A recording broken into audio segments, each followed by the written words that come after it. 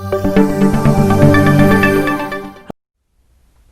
and welcome to another episode of AutoBuddy, and this time I'm going to talk to you about what you should look for when you're test driving a car. The reason I'm doing this is because I've got a lot of queries recently about cars like the new Mahindra Thar and the Kia Sonet, and whether people should buy them vis-a-vis the competition. So yes, looks are important, and I think that's primarily why the Mahindra Thar sells in the first place, based on its looks. But at the end of the day, you've also got to ask yourself at least 5 other questions.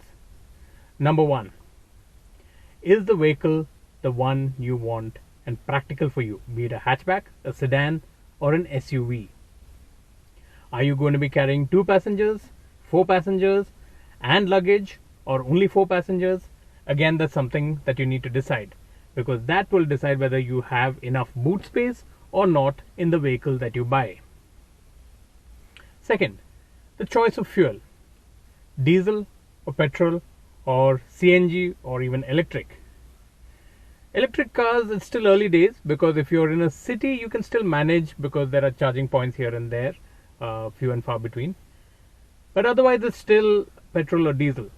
Now diesel, again, unless you're driving over 1,800 or 2,000 kilometers a month, it doesn't really make sense, because the difference in fuel price is only about 6 to 7 rupees now between petrol and diesel, and the additional cost that you pay up front to buy a BS6 diesel engine is far more than you would pay for an equivalent petrol model.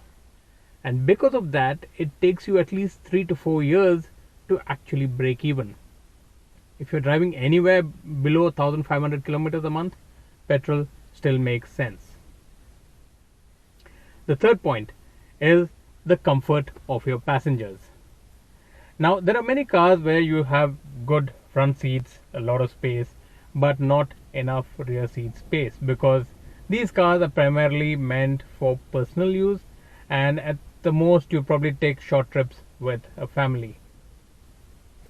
Number 4, engine power. Do you really need a very powerful engine, or do you want fuel efficiency?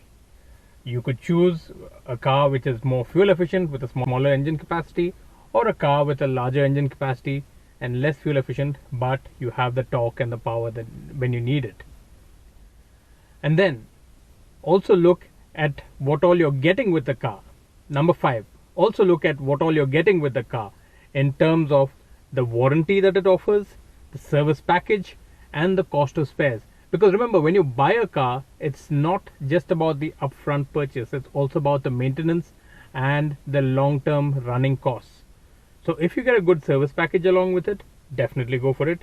Extended warranty is also advisable in the case of most new cars, because the replacement parts can be expensive, although sometimes things don't really go wrong, but it's best to have it.